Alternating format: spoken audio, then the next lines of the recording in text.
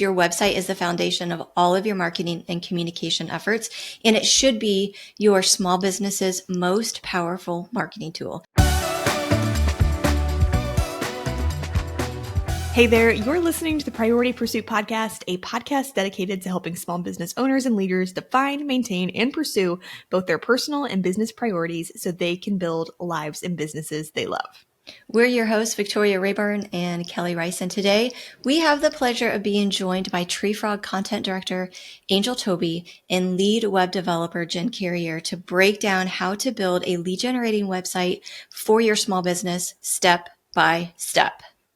Now, if you recall from last week's episode where we discussed what we've found to be the best marketing strategy for small businesses, the flywheel marketing method, building a strong foundation with a strategically built SEO optimized website is the second phase of the flywheel marketing strategy.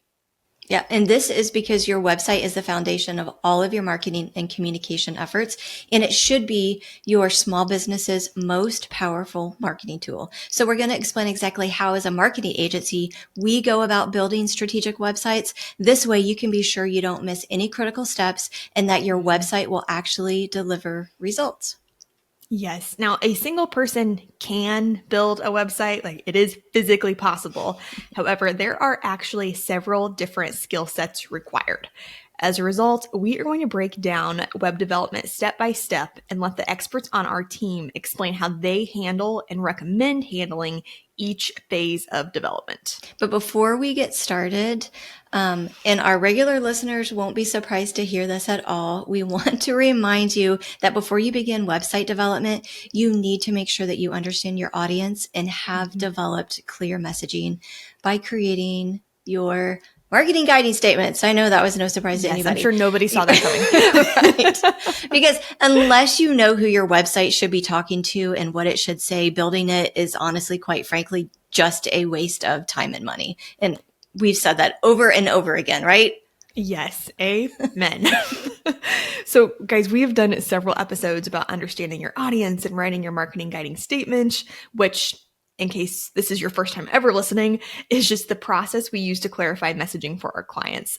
But in case you've yet to complete this critical step, we do want to encourage you to check out our free mini course that breaks down exactly how to truly understand your ideal client and then also how to write your marketing guiding statements. You can access this mini course at the link in the show notes or by going to treefrogmarketing.com/marketing guiding statements. Again, please do this before doing website development. You're going to save yourself so much time. You are literally going to finish your guiding statements and have 90% of the copy that you need to go on your website. So please, please, please do it. Now, Anyway, we are super excited to introduce you to more of the TreeFrog team and to break down how to build a lead generating website. Yay, let's get started. Hey there, I promise you're going to get to meet other team members very soon, but if you've been listening to Priority Pursuit for a while, you probably already know that I'm Kelly Rice, TreeFrog's founder and chief marketing strategist. I'm a StoryBrand certified guide, and as the chief marketing strategist, I oversee our strategy team and each of our clients' marketing strategies as a whole. And as a result, when a client needs a new website, the first thing my team does after understanding the client's audience and developing their messaging, of course, is to create a customer-focused web plan. So a web plan is simply an outline for a website. And during this phase, I use information from our discovery meeting and competitor research to determine what pages need to be on the website, which web builder that we're going to use, because at TreeFrog, we use both WordPress and Showit depending on our client's needs, what the call to action of the site needs to be, what elements or functionality the site needs, and I work alongside of our SEO specialist to conduct the initial SEO keyword research. But because we work with small businesses in different industries with different goals and different audiences, web plans always look drastically different when it comes to laying out pages, subpages, and navigation. However, once this is done, I provide guidance to our professional copywriting team by wireframing out the homepage sections of the site. Although there are multiple ways to effectively lay out your homepage sections, there are 8 things that we would argue that must be included on every single website in order to consistently convert site visitors into paying customers. And can you guess what I'm going to say the first thing needs to be on your website? Yep. You guessed it, develop your clear messaging. And if you need to, you can find out how to do this in our free mini course at treefrogmarketing.com/marketing guiding statements. But that's the last that I think that I'm going to harp on marketing guiding statements for this episode. Next, you need a header section that tells people who you are, what you do, how you make their lives better, and what they need to do next. The third thing is a value proposition. So your ideal customers actually understand what's in it for them. And this is key to getting them to convert and not to actually feel like they're being sold to. Next, you want to provide a 3-step plan that tells your ideal customers what to do, because we've learned in other episodes that if you leave it up to them, they won't take action. So you need to tell them what they need to be doing. And then also you need to be sure to add multiple direct calls to actions throughout your entire website. Remember, people scan websites. They don't read them from top to bottom. So telling them what they need to do often is actually important. The 6th thing to remember is don't forget to add authority to your site in terms of using logos and reviews. It's always better for somebody else to say how much they trust you as opposed to you saying, hey, trust us, buy from us. We have the best whatevers. So you can use authority in terms of other businesses' logos or actually great reviews from other people that have utilized your products or services. The 7th section to consider is pricing, because people want to qualify themselves when it comes to pricing. Even if you only offer starting at prices on your website, that will help people feel more confident that you're just not trying to swindle them into buying something, that they actually can pre-qualify themselves to say, you know what, I actually can't afford this, or I want to find out more information about it. And then the last thing to remember is to create a format that's easy to use and navigate. No one wants to click multiple times to find the information they want. So don't bury things 5 pages deep in your website. And if you have questions about any of these, be sure to check out episode 100, where we answer the most frequently asked questions about small business marketing. We'll link this in the episode show notes, but if you do tune in and listen to that, listen for the answer for the FAQ number 3, because we break down these items just a little bit more thoroughly. So basically, in this first phase of the website development, especially when you're building it by yourselves, it's really important to remember that in the agency, we gather the information needed from the client first. And there's a lot of information to gather, and a lot of that information is used to develop the marketing guiding statements. Then we complete our own research, competitor research. We do an in-depth keyword analysis. We do all of these great things. And then we create a web plan that gives both the site and the rest of our team direction, and to ensure that everyone is on the same page, and that what we have found in our agency that works best is actually to put this information into a pre-formatted Google Doc and a Google Sheet. Marketing guiding statements go in a Google Doc. A lot of the audience identification goes in there, but then we use Google Sheets to actually build out the web plan, to where we're putting in the page names, the SEO terms, and those types of things. And the reason that we do this in these types of documents is that the guidance and the information can be shared with everyone on the team. But before I hand this next section off of website development over to Victoria, I'd like to address one of the most common mistakes we see small businesses make when developing a new website, which is beginning the web development process without a web plan. So basically, people get so excited about the thought of having a new website that they skip this step and they go straight into design and copywriting. However, I can almost promise you that if you take time to develop a strategic web plan, you will save yourself and your team hours of unnecessary work, and that your website will actually deliver bigger and better results. What would you do with an extra 45 minutes every workday? That would save you 16 hours a month, or roughly 8 days a year. And over the course of your career, we're talking about over 1 year of your life saved. All that time back. Well, many independent business owners spend far more than 45 minutes a day on administrative tasks. And with HoneyBook, you can get that time back and then some. HoneyBook lets you easily manage projects, contracts, invoices, scheduling, and client communication, saving you time and allowing you to better serve your clients. For a discount on your first year of HoneyBook, visit honeybook.com and subscribe with the code Priority Pursuit. 45 minutes a day adds up quickly. Use it to focus on what matters most. Do you ever get frustrated when you have to wait weeks for your web designer to make a simple change to your website? Is your current website so slow that it's hurting your SEO? Or do you wish designing a web page was easier? If so, you have to try Showit. It's a drag and drop website platform that provides complete creative freedom over the layout and design of your website. So whether you're looking to DIY your site with a Showit template or work with a professional designer, Showit is the perfect web builder for small businesses. As an agency, we build many of our clients' websites with Showit because it gives our designers the freedom to build strategic, visually on-brand websites rather than being forced to use a specific layout like you are with other website builders. And it comes with robust servers, meaning Showit websites are exceptionally fast, even if you're a photographer with lots of images on your site. And it's easy for our clients to use. While we are always happy to make website changes, things can change fast in small businesses. And sometimes our clients need to be able to easily update a thing or two on their own websites. So we love Showit so much that we want to give you an opportunity to try our favorite web builder for free. Whether you'd like to try Showit or you're already convinced that it's the right web builder for you, visit treefrogmarketing.com/Showit to receive 1 free month of Showit. Again, visit treefrogmarketing.com/Showit to try Showit for free and so that you can have a website that is easy to use but works as hard as you do. Hey there, again, we promise you are going to meet more of the Tree Frog team very soon. There is a good chance you are getting sick of Kelly and me by now, but the next step in website development is SEO related, and as a result, I couldn't help taking this one. In case you are new to Priority Pursuit, my name is Victoria Rayburn, and I have the pleasure of serving as Tree Frog's Chief Brand Evangelist and SEO Coach. While I teach small businesses how to handle their own SEO, we do have an SEO department who handles all client SEO work. However, our SEO specialist, Maddie, is currently out for maternity leave. And as a result, I get to talk to y'all about the second step of website development, creating an initial keyword and SEO strategy for your website. So a successful SEO strategy has a lot of moving parts, and you know this if you have listened to any of our past SEO episodes.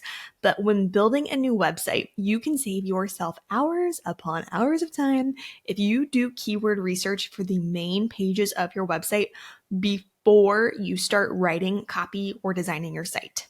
Now, in this episode, I do want to give a brief overview of the keyword strategy we recommend using for location-based small businesses, meaning businesses that serve a particular area.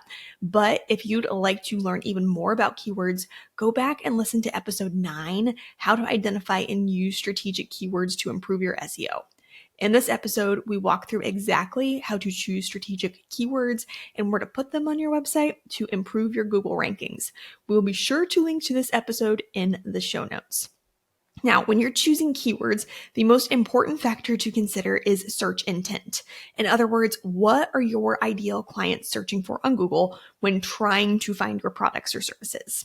If you are a location-based business, such as a contractor that serves a specific geographic area or a restaurant with a brick and mortar location, chances are your customers are searching for your products or services with location in mind. As a result, for the main pages of your website, we recommend using location-based keywords, such as Mexican restaurant in Lafayette, Indiana, because location-based keywords will help Google understand where you serve your customers, and it's also going to mirror what your ideal customers are likely searching for, making your website more likely to rank well. In this phase of website development, you simply want to determine the long tail or focus keyword and any sub or secondary keywords you want to use for each and every web page. This way, as you go into the next phase of website development, which, spoiler alert, is writing copy for your website, you'll already know what keywords to use and you can write your copy accordingly. Unfortunately, we can only cover so much information in a single episode, but again, if you'd like to learn more about keywords, how to choose them, and how to use them, tune into episode 9, How to Identify and Use Strategic Keywords to Improve Your SEO, at the link in the show notes or wherever you listen to podcasts. While your website is your most powerful marketing tool, if your website can't be found on the first page of Google, you're missing out on business simply because prospects looking for your products or services can't find you. You're missing out on business not because you aren't great at what you do, not because you don't serve your customers well, but because people can't find you. So optimizing your website with strategic keywords from the start drastically increases the likelihood of your website ranking well, which can only help your small business be found and grow. Now, as promised, I am excited to introduce you to more of the TreeFrog team. Hi, I'm Angel Toby, TreeFrog Marketing's Content Director. At TreeFrog, I oversee all the content and copy our agency produces for our clients. In other words, I oversee all of the words that go onto websites and blog posts, social media, and any other written communication. And I'm very excited to get to chat with you today about the third step in strategic website development, which is writing the copy for your website. Now, a common mistake we see small businesses make is trying to both write their website and design their website at the same time. However, we know that copy needs to drive design. And over the years, our website designers have created some truly beautiful websites. But as lovely as these sites are, and as important as layout, color, and other design elements are, copy is what actually converts. So your web copy is what will guide your website users to work with you. And it's important to develop your web copy before designing your website so that design can enhance your messaging instead of taking away from it. With this in mind, when I or a member of the content team sits down to write a website, the first thing I do is review the client's audience, marketing guiding statements, web plan, and keyword strategy. Then I get to work on writing copy for every page of the website simply in a Google Doc. And in an upcoming episode, we're going to break down exactly how to write your homepage, service pages, and about page. But in all honesty, so much of the web writing process is strategically placing a small business's marketing guiding statements, being sure to include the 8 items that must be included on a small business's website, which Kelly discussed back in step 1, and strategically including keywords in the text. Because as a copywriter, my goals are to make sure that every client's website conveys a clear message, serves their audience well, follows SEO best practices, and to make sure that our design team has all of the content they need before starting the design process. And again, in an upcoming episode, we'll discuss how to strategically write those main pages of your website in more detail. But before I pass the mic on to Jen, I just want to caution you to avoid the biggest website copywriting mistakes we see small businesses make, which are not including the right information and including way too much information. So first, let's discuss not including the right information. If a prospective customer comes to your website and they can't find answers to their questions, such as cost or how to work with you, they're practically guaranteed to leave your site without making a purchase, scheduling a consultation, or doing whatever it is you want them to do because you failed to give them the information they were looking for. With this in mind, be sure to include the 8 items that must be included on your website and any other information that's pertinent to your ideal clients. With that being said, there is such a thing as too much information. In fact, another common mistake we see small businesses make is including so much information on their website that they overwhelm their website visitors, which also causes site visitors to leave and not do business with you. You want to make sure that you've included the right information, but more often than not, less copy actually leads to bigger results. And we know that every small business and brand is different, but chances are your ideal clients don't need to know what every member of your team's favorite snack is on your about page, or how you used to offer X product and now you offer Z product. Arguably, the most strategic thing you can do is to make sure your web copy strictly includes the information that's pertinent to your ideal client. And that's all I have today. It was so great to hang out with you all. And again, I'm excited to be back on the show soon to share how to write your home, about, and service pages. Thanks. Hi, my name is Jen Carrier, and I'm TreeFrog's lead web designer. I've been on the TreeFrog team since 2015, and over the years, I've had the pleasure of building websites for small businesses across seemingly countless industries. Every client's website obviously ends up looking very different so that it's true to their brand. But as a web designer, I use the same process every time I design a website to ensure that all sites are strategically built and not a detail is missed. And whether you're going to design your own website or you're just curious about what the behind-the-scenes process of web design looks like, I'm excited to walk you through our system.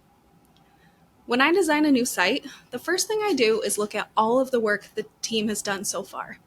So I look at the client's audience overview, marketing guiding statements, web plan, and copy. Then I set up a web builder account for our client. And at TreeFrog, we use either WordPress or Showit, depending on the client's needs. From there, I start reviewing the client's visual brand, including their logo, current site, and any other visual marketing pieces we have access to. Usually our clients already have visual brands, but if not, or if their visual brand needs updated, we're sure to get that solidified before beginning web design. But by looking at a client's visual brand, I can then determine what fonts and colors need to be used throughout the website. From there, I work on designing the elements that I know will be included on every web page, including the menu, the button design, and footer. Then I work on laying out and designing the homepage. I always design this page first because more often than not, if I start with the homepage, I then have all the design elements I need to finish the rest of the website. Once the homepage is approved by Kelly, I then move on to designing the other pages of the site, including the About, Service, Contact, Blog, and any other pages the web plan calls for. And as I design these pages, I simply copy and paste the copy from the Google Doc Angel and her team put together. I also optimize all images with image titles and alt text based on keywords, which you can learn more about in episode 9, how to identify and use strategic keywords to improve your SEO. You can find the link to that episode in the show notes or wherever you listen to podcasts.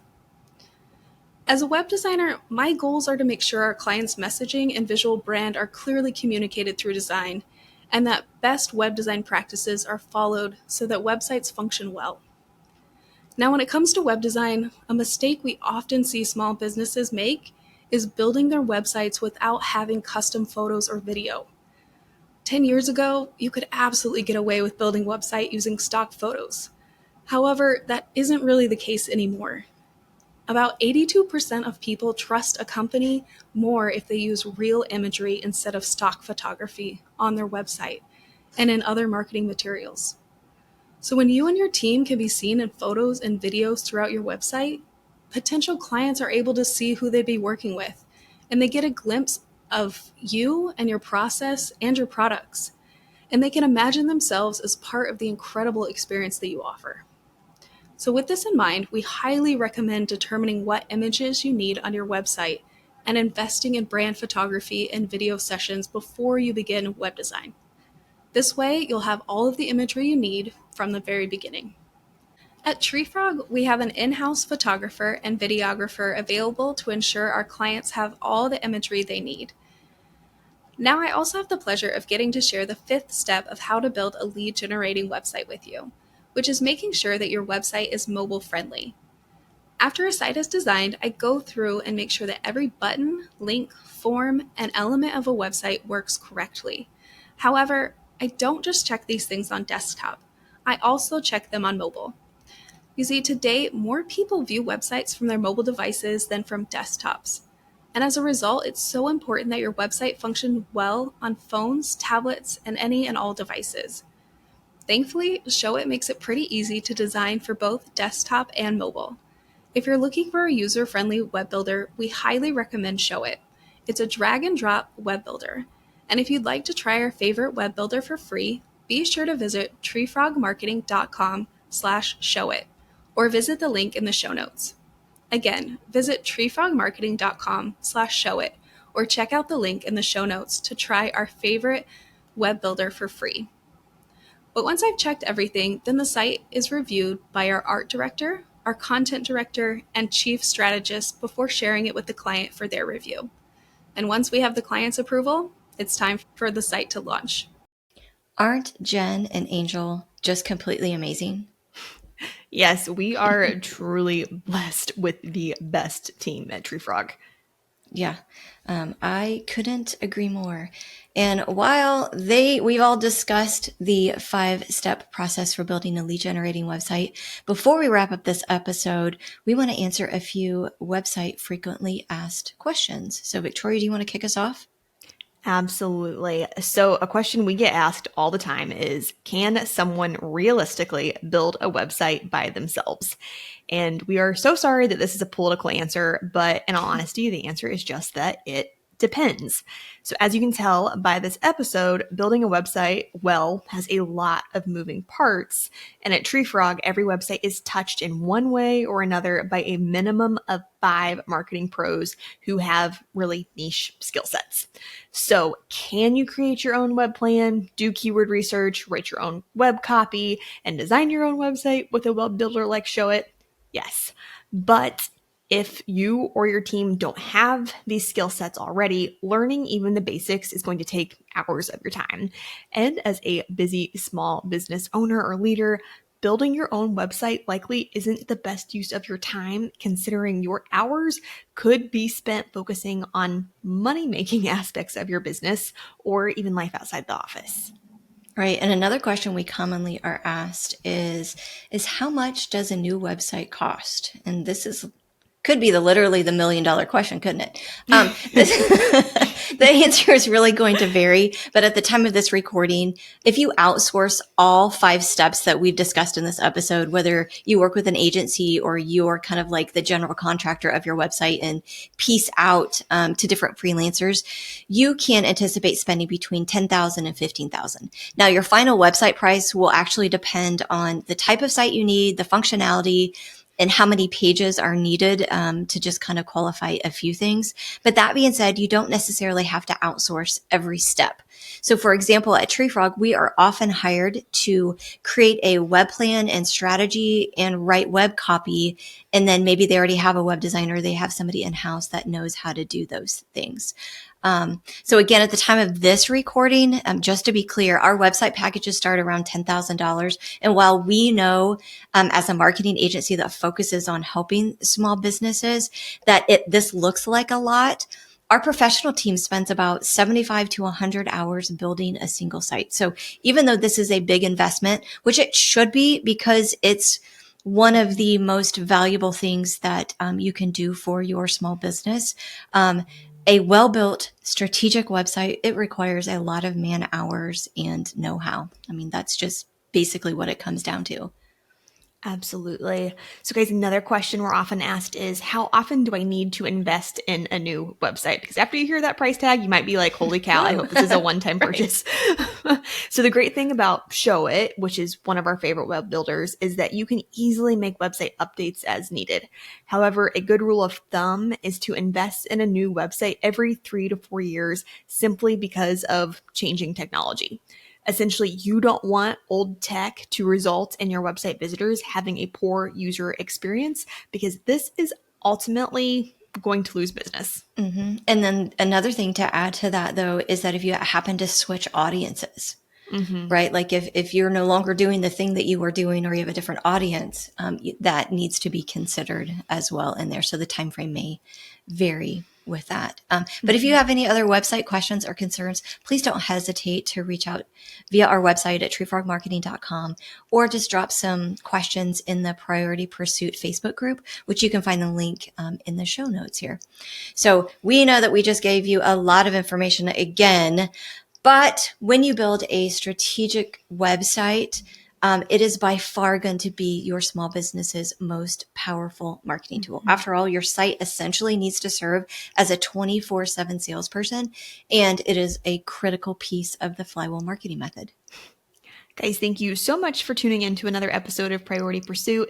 If you enjoyed this episode, we hope you'll take a moment to share it with your small business friends, to leave us a review on Apple Podcasts, and that you'll join us next week for even more marketing, boundary, and priority-driven tactics you can use to build a life and business that you love.